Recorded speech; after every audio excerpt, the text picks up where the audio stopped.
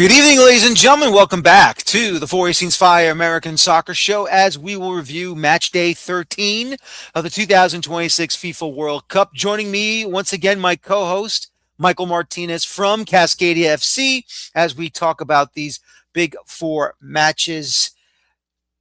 You know, we had one amazing match. We had two tight ones, and we had one that, while no goals were scored, it was actually exciting to watch. The match in question was honestly incredible from both sides, especially the second half. Mm-hmm. I mean, I have a lot to say about that Ghana England game. We'll get to that later, but it was a good day for football for the last day of a match day, or match day 2, I guess, for groups. Yeah, exactly. It was for this. And by the way, ladies and gentlemen, this is the final match day for the second games of the group stage. And of course, tomorrow starts the simultaneous matches for the next 4 days. So we're going to be very, very busy these next 4 days. So there's going to be a lot of hard hitting reviewing when we get to it. So it should be exciting and it should be a lot of fun. So can't wait for that to happen. I want to talk about, before we begin the show, and I caught this in on the local news here where I am, and it's in Miami Beach. There's a place called Burgermeister. It's mostly in South Florida here. There's Miami Beach, and there's a location in Brickell. The location at Miami Beach, it's really, really a strange one. Apparently, they have a code enforcement, what you can and cannot hang around either inside your business or outside your business along the sidewalk. And apparently, the owner of Burgermeister had all these different flags of the different countries that are involved in the World Cup. That's fun. Inside and outside. And let me hang on 1 second here, because if my camera's starting to act up on me again, I'm going to have to open up my laptop, which I'm going to have to do now because this thing is acting up on me. Yep, there it goes. I just lost my camera. Let's see here now. We got to get to my camera here. Okay. And I think I lost my camera. Let me see if I can open up my laptop and let's see what happens. Take your time. It kind of still is stuck on it, which I can't stand. Yeah, it's okay. As long as one of us is on camera, that's what matters, right? I know. Oh, there I am. Yeah, okay. Here I am. So I'm going to have to go like that now. All right. Because I don't trust this camera. All right. I guess I am on camera. I don't know. We'll see what happens. But right now, so apparently there's code enforcement for in Miami Beach. And basically, the flags that are on the outside of the building hanging around, like, in the air, that's tied up in by the awning. The little ones that go like this. Yeah, exactly. Yeah. They're all stretched out. And there's some flags inside the potted plants, the little ferns. So apparently the owner is about to get he's about to get a fine from the code enforcement, because apparently he claims that's illegal, meaning he thought it was a FIFA issue, because FIFA's not allowing anyone to have anything, merchandising, whatever it is, through their names and stuff, because that's not what this guy did. He's just advertising the World Cup on his own with all the different country flags. Come on in, have a great burger, watch the games at his place, have a great drink, have a great meal, all that other fun stuff. And they fined him. They fined him for this. And they said to him, either, you stop serving your guests, get your workers to come out and take down the flags outside the building, or you're going to get fined. That's the I've never heard in my entire life. I know, it's ridiculous. It's really ridiculous. And the owner said, no, I will not do this. So if you want to fine me, go ahead. And which he did. He got fined. Apparently, good news, the manager of that department of Miami Beach called the owner and apologized, because those were not the illegal flags that were against the code of conduct. what flags are illegal? Like what possibly could be considered illegal? Like you ever see like those advertisement flags, it's like it has like beer on it or, you know, drink, food, whatever it is, like, it comes from Bud Light or it comes from Budweiser or That's Coors or so something weird like because you that. think that a bar or restaurant like if there's those places sponsor those restaurants Yes, like giving I them know. that okay that's just Yeah, yeah. stupid. Well, Because you I'm know glad it how got resolved, but like it got resolved. It got resolved. But I just want to say this to the people, look, I understand that. Let me see if now the camera's going to turn me off. Let's see here. there you go. And nope. Am I still stuck? Yep. Okay. So the camera itself, when I close my laptop, I'm stuck on it. So I might as well just reopen it again and, not have this issue again. Okay. There we go. All right. It'll pop back up, hopefully. And we'll see what happens. Do that. And now do that. Okay. I'm just going to leave the laptop open. And if whatever it is, I don't care. Everyone knows I'm here. I'm here, everybody. Don't worry. I'm here. You can hear me. I know. Don't worry. It's my camera issue. I'm going to try and fix as much as I can. But anyway, as I was trying to say, this is ridiculous. This is silly. This is stupid. And I mean, look, I understand FIFA doesn't want anyone to mooch on their situation, which I understand. But what the owner of the burger place did was not illegal. So all I can say is that, well, first of all, I'm glad it's resolved and the manager of that code enforcement department did fix it. Can't you just ask your so-called fine hunters to just throw out a piece of paper and say, this is your warning, but this is You what would you think can or can't do. you would think they would do that, but You would think they would do that. I know. It's just ridiculous. It's ridiculous. What are you going to do? I don't know. Anyway, it's time to bring in our guest now, of course, and once again, it is Kenta Hagiwara joining us for AFC Asian National Teams talk.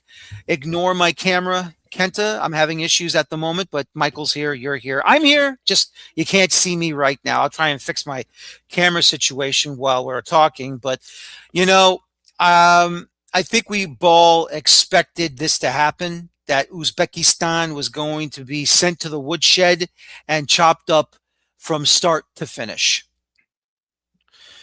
I mean, I expected a better defensive performance than what they put together today. If that's what you're asking. Yep. Yeah, I mean, Asian qualifiers. It's a tough benchmark to kind of to use. I mean, Uzbekistan were in a group. If we go all the way through this qualification cycle into the World Cup, in round 3, they were in a group with Iran where they fared very well against this Iran team. So that's where my confidence kind of comes from with this group is they can kind of duke it out with, I think, a lot of Asia's best teams. And they finished pretty confidently in second place, moving on to their first ever World Cup. And they were also in the group with the UAE and Qatar obviously disappointing in their own right. And the UAE didn't even qualify for this tournament. So when you have a debutant like Uzbekistan, it's really difficult to kind of gauge what they'll actually be able to do until you see the opening match. And I thought they held their own at times against Colombia in the opening match, where it gave me a bit more confidence going into this, and especially with how poor Portugal had played in the first match. But yeah, obviously, kind of the early goal changes the complexion of the match. Where if you hold on to that first hydration break, I think it probably changes how you approach the latter part of this match. But obviously, that doesn't happen, and the floodgates kind of just opened up. Yeah, it's just unfortunate because I mean, I don't know. I'm not sure if you know why, but Uzbekistan changed their keeper for this game after the first one, and also seemed like they changed their defensive structure a little bit. They were sitting a little further back, which you kind of expect when you're playing against a team like Portugal. But it definitely, compared to the first game, it felt like it was like almost night and day.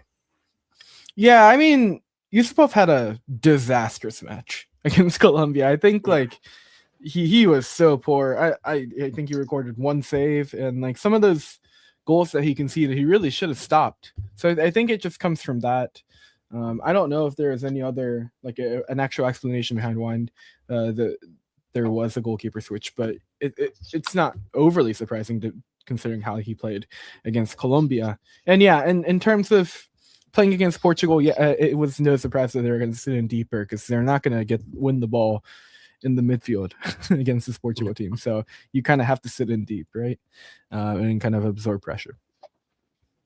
No, absolutely. I have to say, I really thought they did their best out there. But when you have Cristiano Ronaldo out there, and he's dictating the play in some ways, it's going to be hard for them to find a way to get at least a result. I mean, I was hoping they would at least get maybe a draw out of it, or not get handed to them so badly the way they did. But once again, look, you're going to face these powerhouses from Europe, no matter what.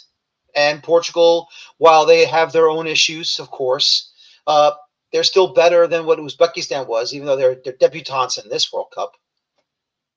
Yeah. I mean, I don't really understand some of the moves that he made. Again, like you talked about the goalkeeper switch. I'm assuming it's just because of the performance in the first match. But even not starting Udinov, I think, is a detriment to what Uzbekistan would have been able to do on the counter at times.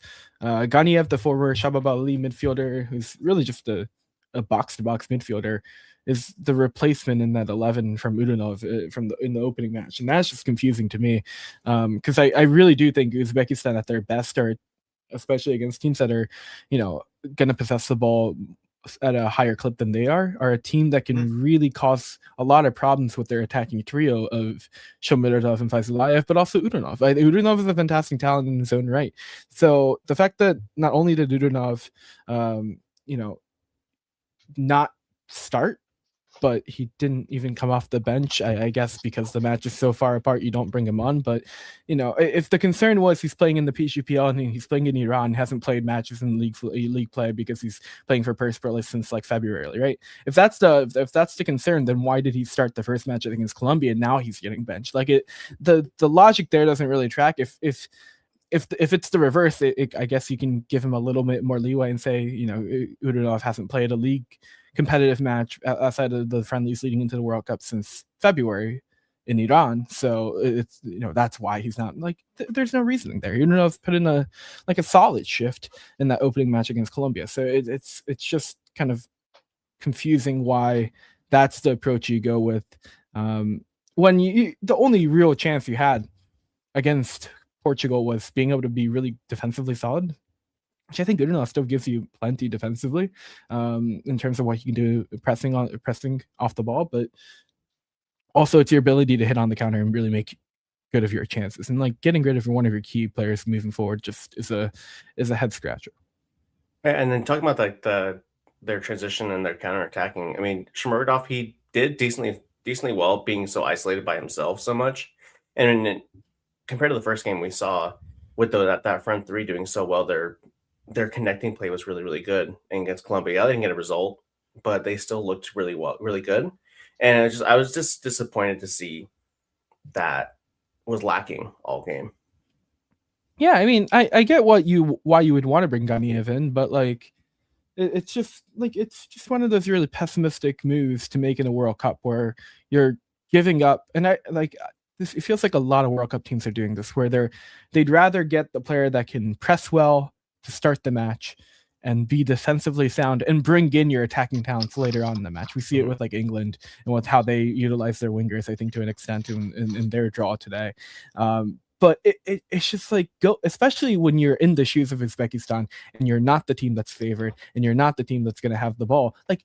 You can't be picking your chances for your top attacking talents to be on the ball on counterattacks. You can't just say, oh, maybe it'll happen in the last 20 minutes of the match. It's well, no, you got to be there from minute one because you don't know when it's going to come to you, and it's not going to come very often for this side. So, again, not that I dislike Ganiev in any stretch. I thought he was solid for what the kind of the shift he put in, but he in no way is a super great attacking player. So it's just, again, a very confusing move. He had a banger of a shot too. Got to give him that. Even though the whole play was a foul, but like that shot was wild. Yeah. I kind of felt bad for the goalkeeper for Uzbekistan because I thought, great job to try and keep the ball out. I think his defenders kind of helped out a little bit with that little pinball action, but he lost sight of it and he accidentally has to backhand it into the net by mistake and puts it into an own goal situation. I felt bad for him, the goalkeeper. Yeah, Nematov, yeah. I mean, he's fairly new in terms of international football. I don't think he's earned that many caps for this Uzbek side either. He's a young goalkeeper, plays in the Uzbek league for Nasaf. So he's a player that like we've seen him play like in terms of like in Champions League football, because Nasaf were in ACL Elite this past season. So like we've seen him perform, and I think he's had good moments, and nothing that's like been like mind-boggling and like really impressive. And then you kind of go like Patrick Beach has had moments in Champions League football that they had matches where you were like, oh my goodness, like this guy's spectacular. So it was surprising, but it wasn't that surprising to see how well he performed in the opening match against Turkey. I can't remember a match off the top of my head with Nematov that I go like, woo, like that's the goalkeeper, And I don't watch domestic league matches for Uzbekistan, unfortunately. So maybe there's a match in there for Nasaf that he did incredibly well for his club team. But in terms of watching Champions League football, it's been okay. It's just been nothing impressive. Yeah. No, I know what you mean, but still, though, we've got some teams that have one more match remaining that are still alive. I know, obviously, Qatar is dead in the water. Who else? Uzbekistan has 2 losses already, so they're dead in the water too. And looking here at all the standings, Iraq has 2 losses. I mean, basically, I don't know if Group I will have the ability to go for that 3rd place position, depending on goal differential. We'll see what happens. Jordan, I think they're also dead in the water, thanks to Algeria, unfortunately. I mean, right now, South Korea has a chance. Japan. Obviously, Japan's going to move on. We all know Japan is. I know Kent will be smiling on that one. And then who else we got here?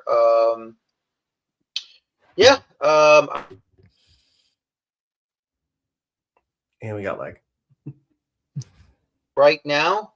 Oh yeah, Australia's, and they're going to be facing Paraguay next. So I mean, they I would say Japan, South Korea, Australia. I mean, those are the 3 nations right now that are going to survive and advance through and represent AFC, I think. Yeah, I mean, Jordan, Iraq, Uzbekistan have lost both matches, so it's going to be an uphill climb if they even have a mathematical probability to kind of make it into the knockouts of this tournament. Those 3 include 2 debutants in Iraq who had a very tough path to even get into this World Cup. So it's no real surprise there. And then the 2 teams I was really down on coming into the World Cup, Qatar and Saudi Arabia, 1 draw, 1 loss for both of those teams. They're sitting on 1 point, so a win should send them through. But again, like they've done nothing in this competition to kind of prove that they're able to do to earn a quality win. Qatar playing Bosnia tomorrow, potentially. Tomorrow. I think so. Yep, tomorrow. I guess today, because the date has changed over for me at this point. And then Saudi Arabia have the tough matchup against Cape Verde, who have been very, very impressive and pleasant surprise. But then, the 4 teams that I think have a more realistic shot. The 2 that are in 3 points, South Korea and Australia, have a win and a loss heading into their final match days. And if they can keep the goal differential close and get a draw or a win, I think you're sitting pretty for at least a 3rd place finish, if not moving on as the top 2 team in your group. And Iran are in an interesting place because they haven't lost a match. They're on 2 draws, so the goal differential's in their favor. And if they can get a win against Egypt, that changes the. I mean, they could potentially win the group. And if that's not the case, but they still get a draw, I feel like there's going to be a lot of potentially going to be some 3-point teams in third place that have a negative goal differential, and sitting on 0 might actually be enough to move on. So that'll be potentially a waiting game for them. And then Japan, already sitting on 4 points with the win and the draw, and a good goal differential from that win against Tunisia in the 4-0 win. Yeah, I think as long as they don't completely blow up against Sweden on the final match day back in Dallas, in the Cowboys Stadium at AT&T. As long as they don't do that, they should be fine as a pretty solid top 2 team, maybe a top 3 team, depending on where the seeding goes. But 4 points, regardless of goal differential, probably should send you through anyway. So not too concerned about Japan heading into the knockout stage. Nope, me neither. I'm not too concerned about them either, unless they really have unless they really blow a gasket. Then you have to start asking questions. But I just don't see this Japanese team absolutely falling apart like on the last match day. I think they're going to go out. I think they're going to take Sweden out, and they're going to take them out pretty badly. I really feel Sweden is they just don't have enough quality to sustain a match against a really top-notch Japanese side that can definitely take you down in 5 seconds. It's a shame because Sweden had the dream start on their opening match day. So now they're at a neutral goal differential because of the bad loss to the Netherlands. And if they go out of this tournament after the win that they had to start the tournament, that would be pretty darn disappointing, I think. Be heart-wrenching for It would be. For sure. Yeah. I know a couple of Swedes on a certain MLS side that probably would be upset right now if that did happen. And you know who he is. Yeah, I know you guys know who it is. Emil Forsberg and Gustav Berggren. You know what? This Swedes could use Forsberg, honestly. They'll be shedding Swedish tears. Yes, they will. But we'll see what happens. No, I'm kidding, Emil. I'm kidding around. I feel bad for you. Don't worry. I'm not trying to one-up on you. After all, how many people thought our guys were going to get grouped, and look what happened. They win 2 straight, and they're going to the knockout round. They're going to the round of 32. So it's really surprising how this World Cup, when you think you've pegged everybody, and then when the World Cup starts, it's like, well, it looks like I'm going to have to redo my opinions here. Yeah, you throw all things out the window when it comes to World Cup. I feel like we have to talk about Portugal a little bit. I don't want to, especially I don't want to talk about Cristiano Ronaldo. First player scoring 6 World Cups in a row, or in the last 6 World Cups. Oldest goal scorer in a World Cup. I mean, I feel like it was bound to happen. I didn't want it to happen, but it was bound to happen. And they continued to give him chances in the way that they did. Eventually, one was going to hit the back of the net. He could have had 4 or 5 goals this match. It was absurd the positions he was getting into. Yeah, really. And you know what? Give him credit for allowing Nuno Gomez to take the free kick, because he stood there like he was ready to take it, and he basically fooled everybody. He played the dummy, and he let Nuno Gomez just take the free kick, and he smashed it inside the back post. I mean, that was a training ground play right there. It was 100%. And then you see Ronaldo doing this, like, you see what I did? You see, smarts. You never really see a guy like that do that. The only one, I mean, I can see Thierry Henry doing it when he used to play. Messi, maybe a little bit. I don't know if I think Messi would probably take the ball and put the ball in the back of the net. But Ronaldo, I give Cristiano Ronaldo a lot of credit. He really said, you know what, Nuno, I'm going to pretend that I'll take it, and then you smash it. And he's like, I'll bet. And he did it. Free kicks have been shit for the last year and a half. So I mean, yes, he had no reason or no right to be taking a free kick anyway. But I wonder if that stopped him from taking the free kicks. Let's be honest. I mean, yeah. We've seen this. When has poor form ever stopped Cristiano Ronaldo? That's very true. Yeah, we talk about dictator Mbappe. Yeah, that's dictator Ronaldo, but not this time. He lowered the temperature. Crazy stuff, man. Crazy stuff. but I give him credit for really, just letting it go and say, okay, I'll give you a chance. You go ahead and show me. And he's, yep, look what I did, boys and girls. I let him have it. Now let's see if he can do it against the big teams in this competition now. That's always the question mark, isn't it? That's always the question Ronaldo. mark. It's like, yeah, you do it to an Uzbekistan, do it to a Cabo Verde. Oh wait, he couldn't do it to a Cabo Verde. That's the problem. But try and do it against Brazil. Try and do it against Germany. Try and do that against France. And that's the big sticking point in his career, isn't it? I mean, yeah, it's always been an issue of mine Yeah. with him. Yeah. Well, we'll see what happens moving down the road. But, Kenta, obviously, was it tomorrow? The simultaneous matches, Group B with Qatar. Let me get the schedule real quick. Oh, yeah. Group I had B a question about Yeah, this. go. I don't know if you guys have an answer. Okay. When the two matches are playing, is it one on FS1 and one on Fox? That's do you correct. know? Yep.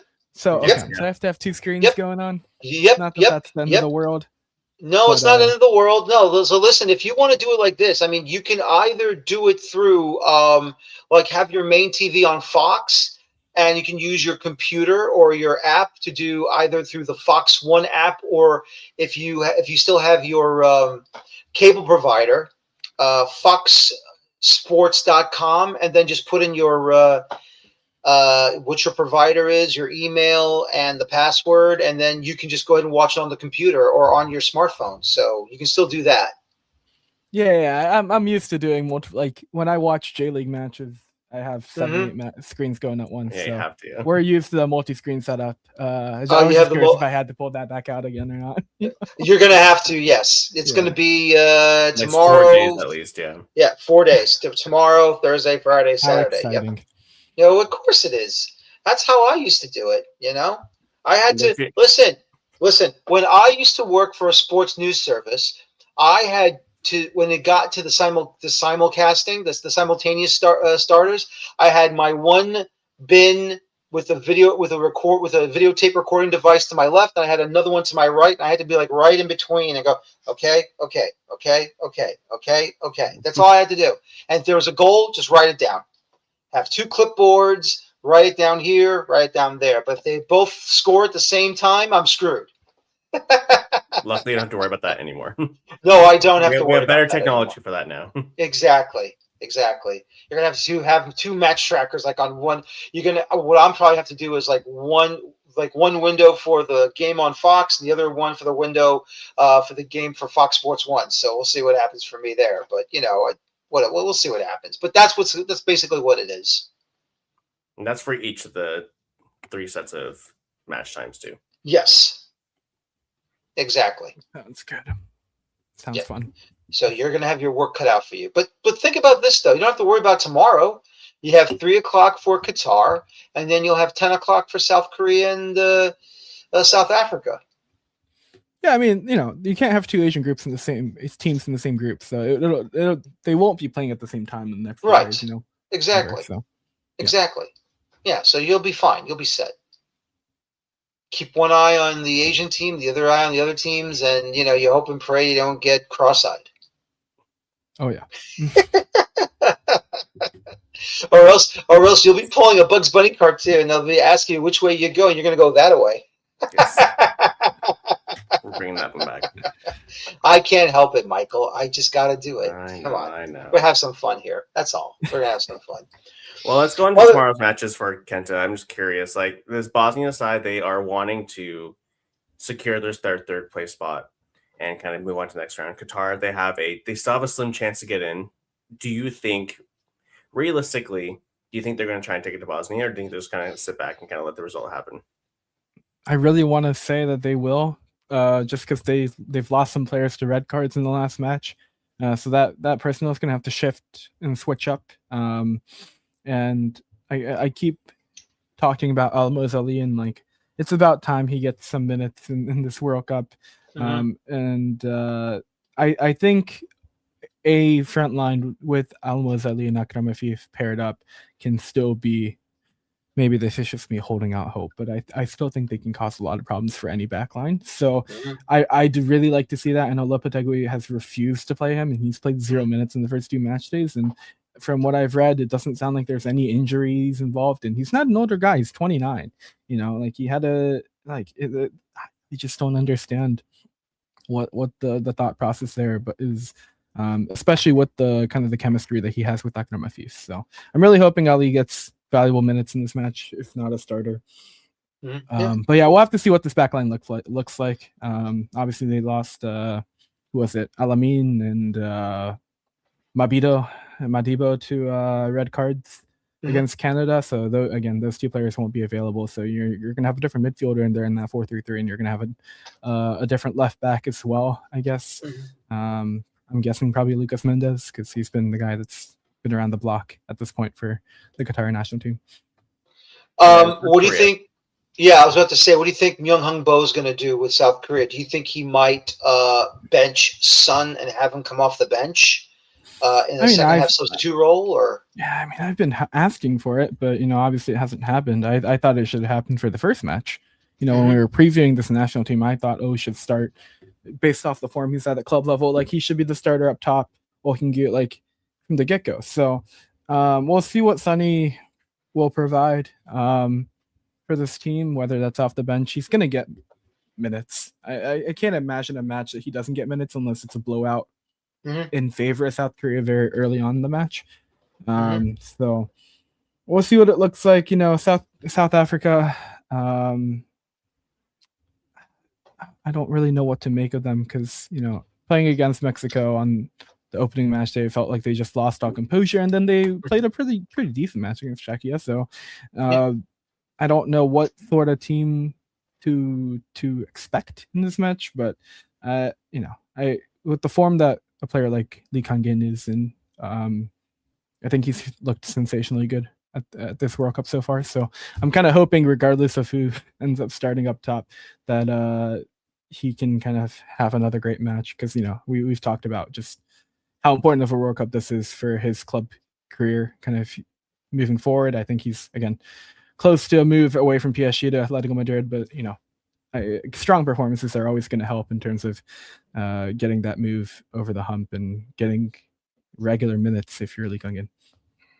All right. Well, listen, we will talk to you tomorrow night again. We'll give you the time when to come on. And as always, Kenta, we appreciate your expertise on the Asian teams from AFC. And can't wait to have you on again. Have another Diet Dr. Pepper on us. All righty. Take care.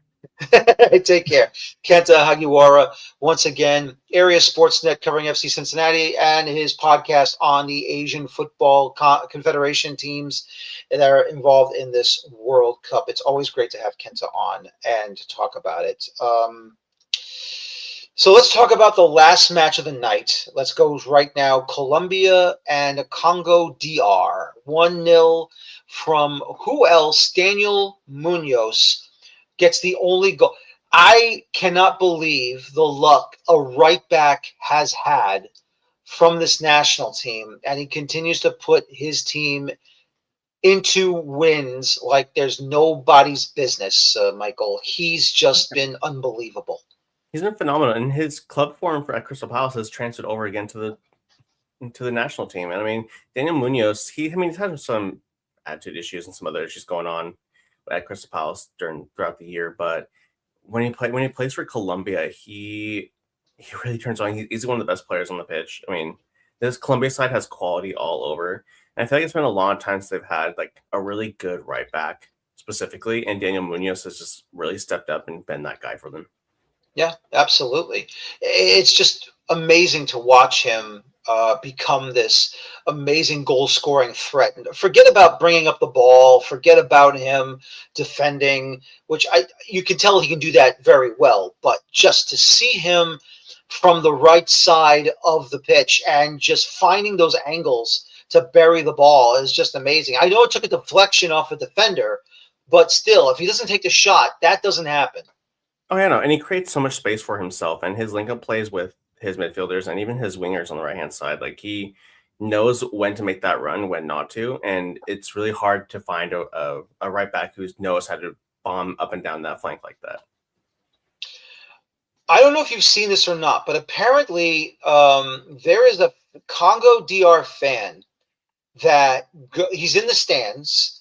He brings his own pedestal, and apparently he mimics a statue of the first Congo DR prime minister who wanted freedom for his country before he was the first prime minister and before he was assassinated back in like 1961. And he stands there. The way the statue is, the way it looks, like he has his hand out like this, like this. Mm-hmm. And he does that the entire 90 minutes. He does not cheer. He does not celebrate. He does not pout. He just wears a suit in the colors of the flag, and he just stands there while everyone else in the supporters section is singing, dancing, flag waving, everything. I could not. I mean, it's great. I love it. Yeah. It's wonderful. He's famous in African football. Like his commitment to this bit is incredible, and honestly, it's more than a bit. It's a culture for them now. For them to have someone who is so dedicated to this team and dedicated to their country to continue to do this every single time Congo plays. I mean, they do it back home, and I know he had some visa issues getting in here. He also had some health issues before coming into the United States. Oh, I did not know that. Okay. Yeah, so that was the whole thing. He had some health issues going into it and some visa problems. But who hasn't had visa problems going into this country this year? But I'm glad he's able to make it to this game. And really, you saw the way the players, when they knew he was there, they performed a lot better with having they're honestly their biggest fan. Yes. The biggest supporter there. And yes. I can imagine going into this last match day, it's going to be even more motivation for them to perform.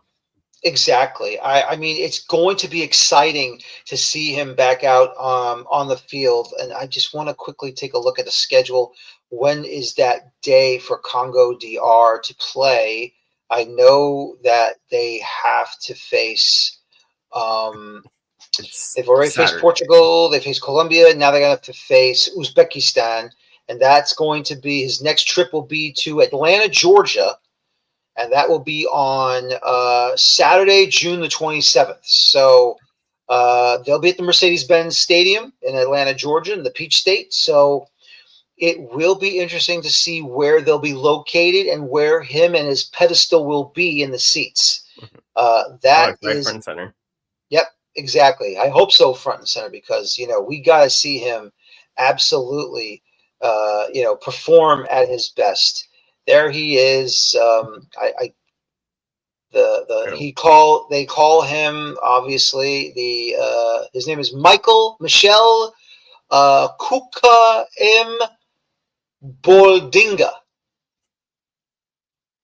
Solid. That's his name. Michel Kuka Boldinga. And it's a mouthful, but you know what? No, good for him. Mm-hmm. Good for him. And those are the types of fans you like to see, that go to these games. It's absolutely fantastic. I love that. I absolutely love that. I also want to credit this Congo defense and Congo goalkeeper. They faced an onslaught from this Colombia side, especially in the first half. Yes. Colombia, they're playing on the front from the very beginning, and Congo held their own for 76 minutes, which most teams would. I mean, Congo they're very hard to break down already. Just kind of how they play. They kind of play that harem ball, and we knew that going into this match. But massive credit to them, and the keeper who made. Let me double check. He made a plethora of saves himself. 8 saves this game, and his distribution to kind of get the ball out of the back as well. I thought was really impressive. Yes, it was. He's very, very accurate with his distribution. He's just been fantastic. Okay, the other games that happened in the other group. We have Panama losing to Croatia 0-1. Before we talk about Croatia, I want to talk about Panama for just a moment here. While they did play well defensively, Panama, in these 2 games, only losing by a goal to Ghana and losing now by a goal to Croatia, you can say, top-notch stuff. Oh, yeah. And they did put some pressure on the opposition, which I expected. What I'm a little disappointed in is a combination of they just were not in a good position to convert chances. And when the moment came for them to make a save or to at least help their goalkeeper to stop the goal that went in for both games, they were in very poor position. And I'll say this, they should have had at least 2 points. I can't say they would have won it. They should have had 2 points in two 100%. games, Especially in this game. especially this game. Panama has been a thorn in the side of every CONCACAF nation in recent years, especially against the U.S. Thomas Christensen has done an amazing job with this national team. I understand they were missing Kokaraskia due to injury. They've also missed another player due to injury. Annabelle I Godoy, understand. Yep. Godoy. I understand that. I'm not taking that away from them.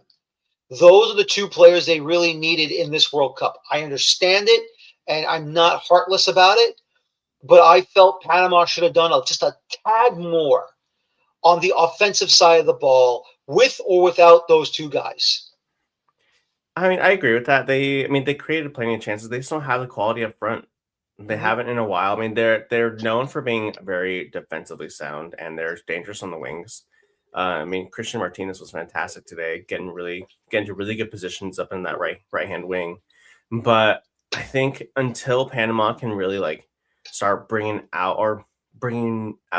forward these new attackers coming through, hopefully, then I still think they'll still be a thorn in everyone's side as opposed to a real continental threat. Yeah, I agree. Because, before Christensen came into the fold, they were okay. They were developing players better. They were having them on the national team, improving the level of play on the national team.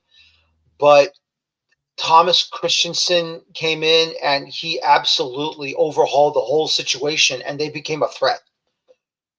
They became a threat during the Gold Cup, Nations League, and in World Cup qualifying.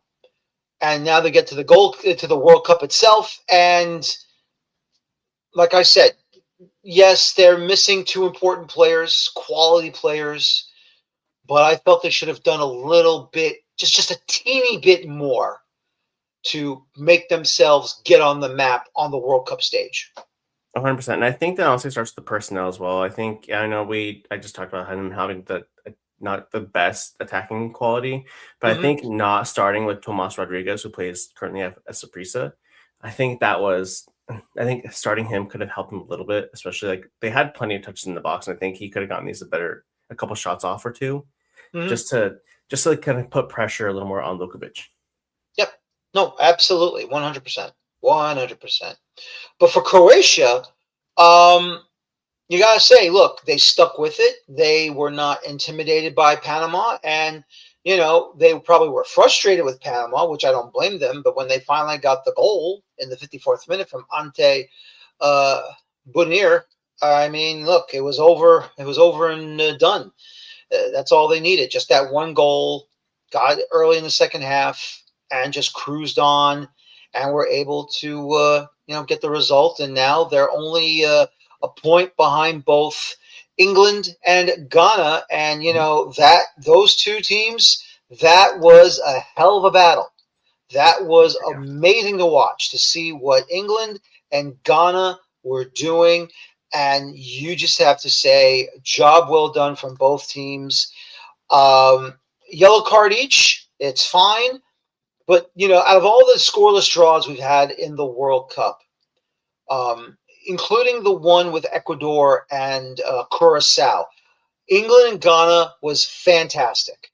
Oh yeah, I mean, this is my game to match going into today. Like, I mean, Carlos Guerreros, his style of football is definitely more of that, like I said earlier, that harem ball, like that sit back and counterattack. Or he's also a type of coach that will get a lot out of very little, and he showed that with this Ghana side.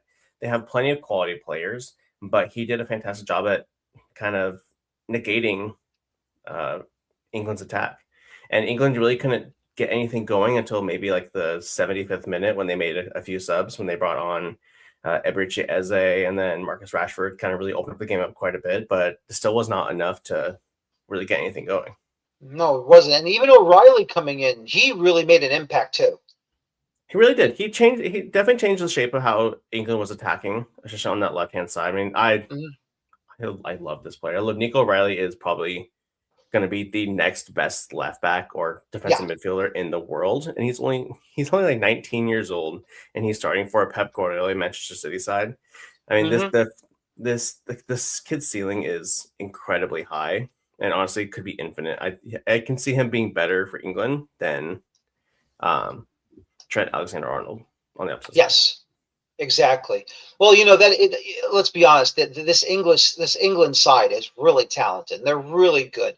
I mean, it's tough to see them not bringing in Foden on the national team. But if Tuchel believes in some of these other players that are younger, maybe a tad better, and are the future for the national team, then why not have them on the national team?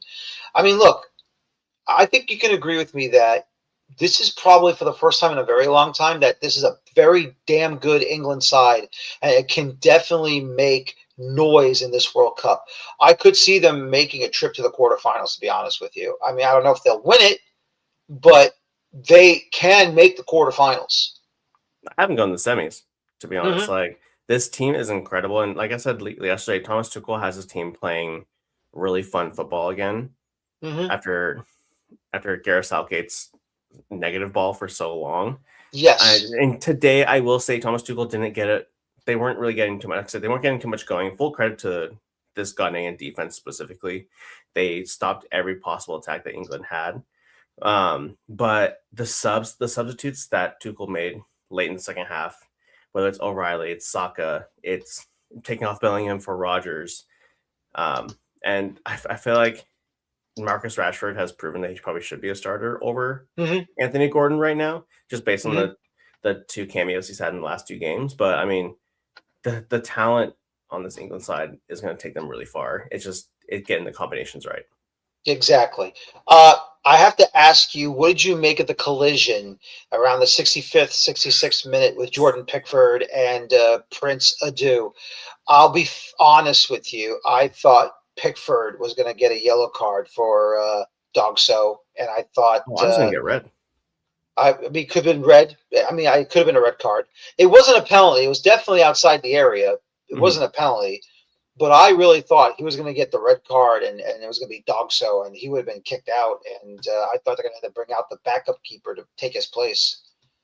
They should have. I mean, if they brought on Trafford, who's a current backup, they would have been just fine. Trafford is probably a first teamer in any other team that's not Manchester City.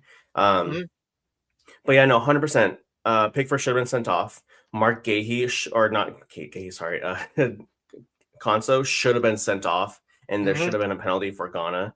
I think that was late in the second half as well. It's just two reckless plays from two players who are known for kind of losing their heads in certain moments. And Konsa is an incredible center back, but he makes these boneheaded decisions, especially when he plays for Aston Villa. And Pickford Jordan Pickford. Like, he's kind of a prick, but like you know that just from watching him play at Everton and playing for this England side. But I feel like Ghana was robbed of those few chances at the very least. Yeah, absolutely. And just to go back to to O'Reilly for just a moment. Unlucky for him when the cross came into him and he flick-headed the ball straight to the to the near post, and he hits the crossbar and out. And then there's Harry Kane, and he smashes it over the bar. I thought that was the moment that England was going to take the 1-0 lead, but that didn't happen. But still, though, Basil gets not Basil. I'm sorry. The goalie Asir for Ghana gets lucky again that he doesn't get scored on from England.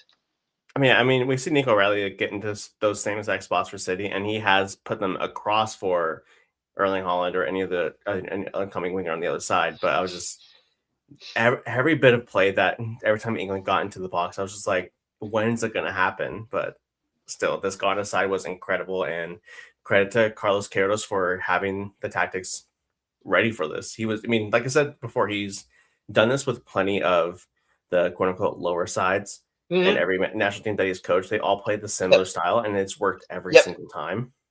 And I don't know if you knew this, little fun fact, he was actually Sir Alex Ferguson's assistant coach during Manchester United's incredible run. Yep, I knew that. He's a journeyman coach, whether as an assistant or a head coach. I mean, he was actually in 1996. He was the assistant coach to Eddie Firmani when MLS got started at the then New York, New Jersey Metro Stars. And then when Firmani stepped down after a couple of games, he took over and got the Metros into the playoffs for the first time, unfortunately losing to DC United in a best 2 of 3 series. But still, though, he only stayed till the end of 96, and then he just went off into being this national team head coach. I think he's also – I know he's also the head coach of the Iranian national team for 2 stints. He was, yes. Saudi Arabia as well. Saudi Arabia. And where? Egypt. And he also had one stint at Real Madrid for 1 year where he won the Supercopa. But I mean, so like I say, he's a very seasoned coach, and his style of play works really well. And usually I'm not a huge fan of Harem ball.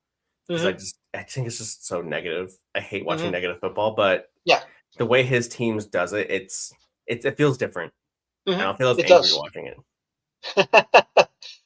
I'm angry, but I love it. How can you do this to me, Carlos? What the hell is going on? So many conflicting emotions. I hate it. I know, but you got to give the man credit. He's been doing this for a very, very long time. And look, if he ever comes back into a club coaching career, I mean, who knows what will happen, but he's doing great things with Ghana right now. So before we move on to previewing tomorrow's simultaneous matches, now, obviously, we've already talked about the craziness of this World Cup, how Tunisia fired their head coach after the opening match against Sweden. So apparently in the Paraguay-Turkey game, you have a broadcaster or a journalist from Paraguay, and he has been kicked out of the World Cup. His credentials have been revoked. He is no longer allowed to cover the Panamanian national team, including their final group stage match against Australia. So here's what happened. FIFA revoked the press credentials of Paraguayan journalist Jorge Chipi Vera and expelled him from the World Cup after he insulted referee Ivan Barton and officials from the organization during the broadcast of Paraguay versus Turkey.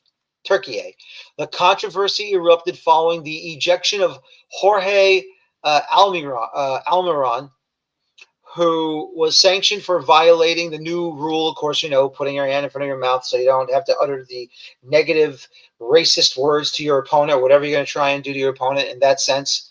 Covering their mouths with their hands to communicate on the field. Beside himself, Vera called the officials thieves and hurled strong insults into the air. Now, number one, we will not be fined by FIFA, and this show will not be shut down by FIFA because right now they're sleeping and they don't have to worry about what we're saying because we have no credentials from FIFA. So we can go ahead and say whatever we want because we are in CONCACAF, and we know when you have a referee like Ivan Barton who can CONCACAF you at any time, whether it's a Gold Cup match, a World Cup qualification match, or even a CONCACAF Champions Cup match. As much as Mr. Vera was probably in the wrong, sir, in our eyes, you are in the right. Ivan Barton does not know how to officiate a damn good high-profile match because he'll make it into himself. It's wild they even got picked to referee this tournament. Same with Elfath, who does a lot of MLS matches. I will say, though, I will credit FIFA because, I mean, you can't say stuff like that. I mean, I think he was in the press box, if I remember right. Like I'm doing my broadcast there. you Yep. do that. You do that in the press box. Like we've both been in plenty of press boxes in our careers already, and you just don't. You don't cheer. That's a lie. We all cheer, but you also do not criticize or demean officials next to other officials who are going to report you. Yes. Like, so I mean, it was just it was a stupid decision on his end to do that. Like, yes, I understand that. Like, do you like what we do? Go on rants on Twitter, Blue Sky, on your own Facebook or Instagram lives. Do something like that. Like, do something for your audience, but don't do it in a professional setting where you're No. going to get yourself banned. And he's probably not going to be able to cover any World Cups for a very long time. I mean, Exactly. we have the women's World Cup next year coming to the U.S., and I guarantee he will not get credentials for that. Yep. Exactly. Exactly. And we don't even know if Paraguay does have a women's team. But if they do have a women's team, and he is going to go and cover that, he won't be allowed. He won't be allowed. I'll take his credential though. I'll go take it. Yeah, no, I'll take it too. I'll take it any I day. got denied, so. Well, that's a shame. What are you gonna do? FIFA's gonna FIFA. What are you gonna do? I will say this though. Any active referees, if they do a horrible job, I mean, I'm not going to go intentionally after them. Like, I'm going to run to the referees room and say, what the hell was that? I mean, I'm not going to do that because, that makes no sense. That's wild. You don't want to be Matt Miazga, period. No. You don't want to play that card. But though I had a bit of a laugh with a former referee.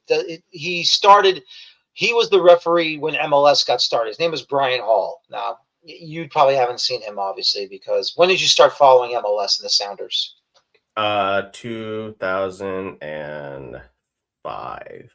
Okay, so he was there for 1996 till I would say 2000, maybe 2001, 2002, and then he retired, and then he became part of CONCACAF's refereeing department, like helping with laws of the game learning, and probably I guess referee accreditation and all that stuff. Taking the referee courses and stuff. So one day, I think.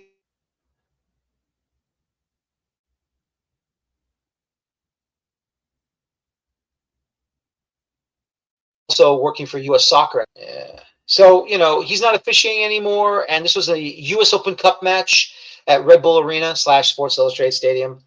And I see him and he's coming to the press box. I see him and I say, well, hello, Mr. Hall. How are you? He says, oh, come on. You don't have to be formal with me. You can go, well, I can't call you shithead anymore now, can I? And of course he's laughing. And it's a joke. It's just a joke. Now it is, yeah.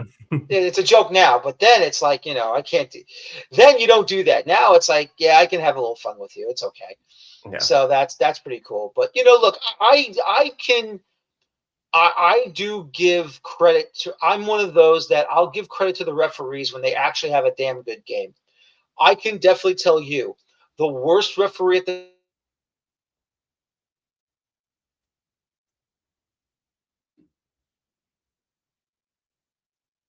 time was Bolito. He was one of the worst.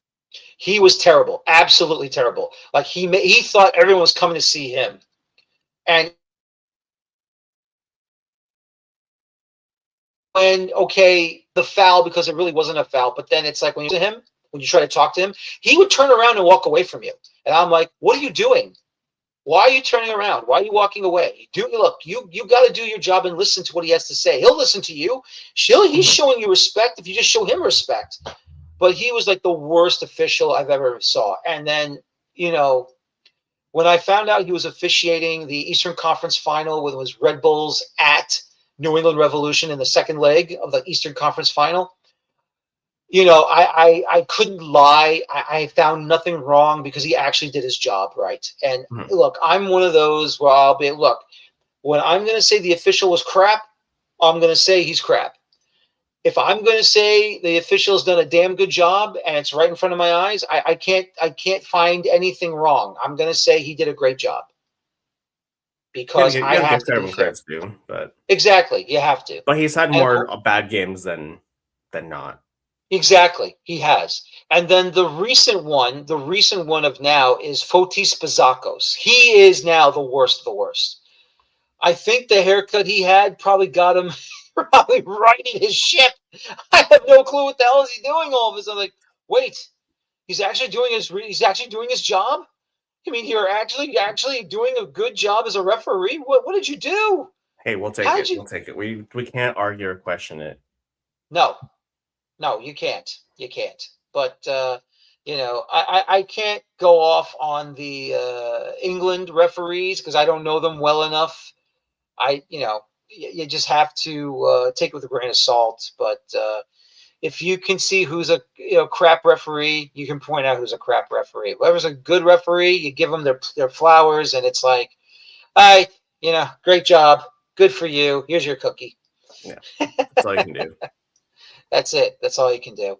But yep. So we're done talking about the referees now, or else we'll be fined by FIFA. No, we're not. We're not getting. And we got a big day tomorrow anyway, so we do. We have a large day tomorrow. Once again, simultaneous matchups tomorrow, starting on Wednesday, June the 24th. And here we go. Group B will go first at 3:00 on Fox at 3 Eastern, 1:00. I'm sorry, noon Pacific. I had to do in my head the time zone difference. 3:00 Eastern, noon Pacific from Group B. First, Switzerland against Canada at BC Place in Vancouver on Fox and on Telemundo. And then at the same time, Bosnia and Herzegovina taking on Qatar at Lumen Field in Seattle. That will be on Fox Sports 1 and on NBC Universo. At 6:00 Eastern, 3:00 Pacific, Scotland will be taking on Brazil down in Miami at the Hard Rock Stadium. And also, Morocco will be facing Haiti at Mercedes-Benz Stadium in Atlanta. It will be on Fox for Scotland, Brazil, and on Telemundo for Morocco and Haiti. It will be on Fox Sports 1 and Universo.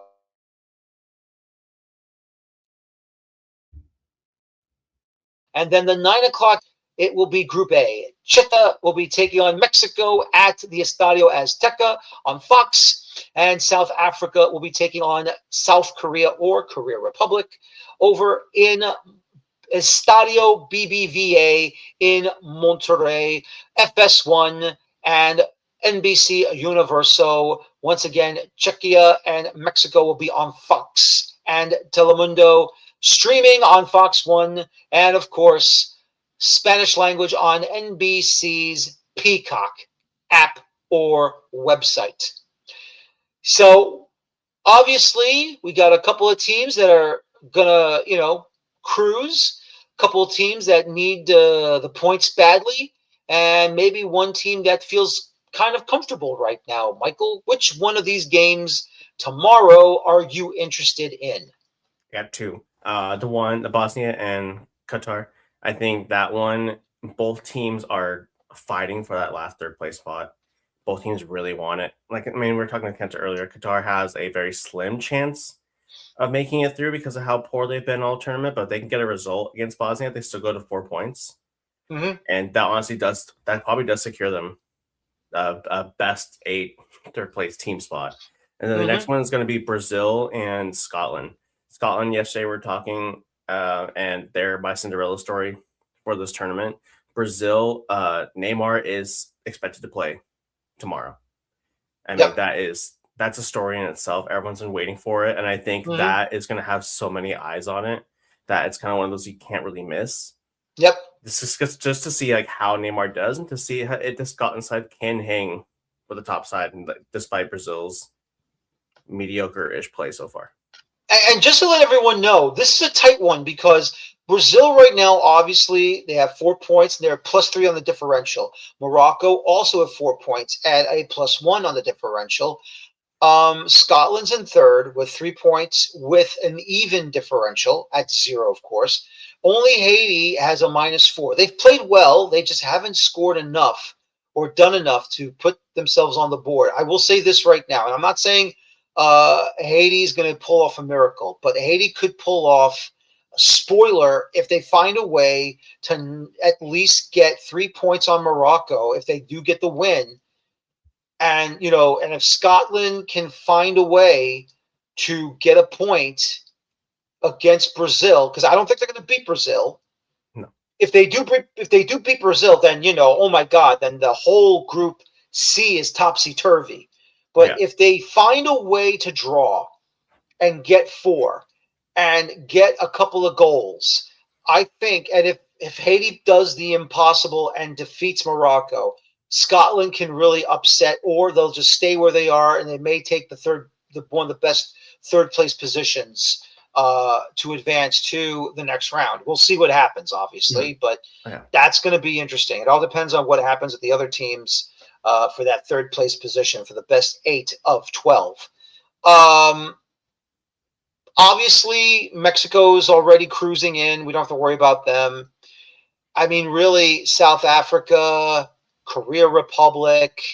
I mean, unless the Czechs can find a way to get a result, and if they can get a point, they may hold on to that third place position. But if South Africa can get a result, that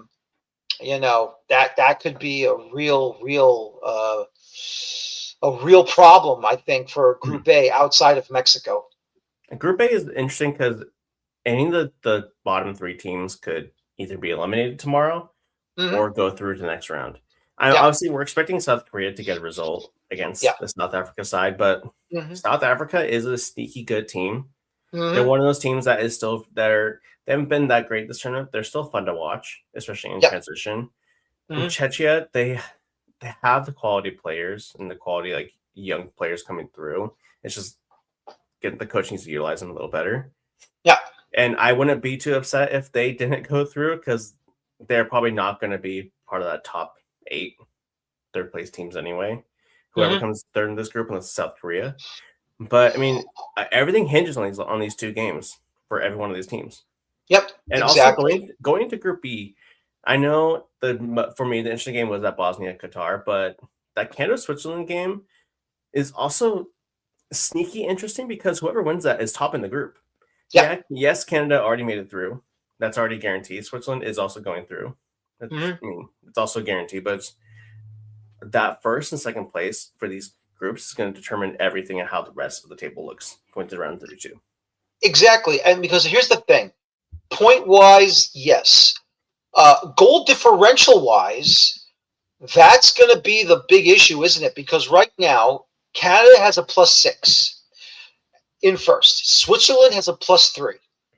Bosnia-Herzegovina is at a -3. So right now, Bosnia needs 6 to climb back into at least a tie with Switzerland on the differential. And then whatever happens on goals scored.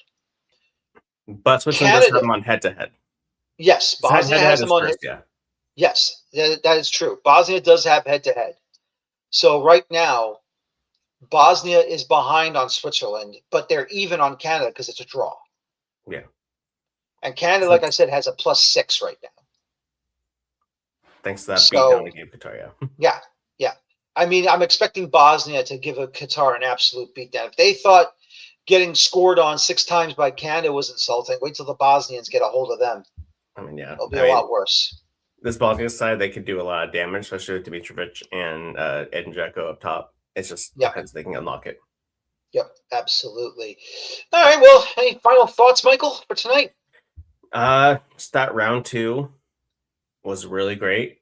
Maybe not as exciting as round 1, because, I mean, obviously the hype of the World Cup. But, I mean, going into these next 4 days is going to be insane.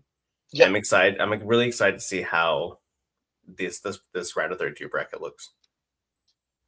Yep, me too. I'm getting excited for this. And once again, we're getting down to the nitty-gritty before we get to the round of 32. So these next 4 days, ladies and gentlemen, is going to be fast, hard, and exciting. So once again, thanks again for Kenta Hagiwara for joining us tonight. And I want to thank my co-host once again, Michael Martinez from Cascadia FC. If you want your Pacific Northwest MLS action from the Seattle Sounders, go to Michael Martinez. If you want it from Jeremy Peterson for the Portland Timbers, you go to him. And also Vancouver Whitecaps Talk, all on CascadiaFC.com. Once again, I'm Daniel Feuerstein. Thank you very much for watching us tonight. And as always, please enjoy your football. Thank you. Take care. So long. And bye-bye for now. Have a good night, everybody.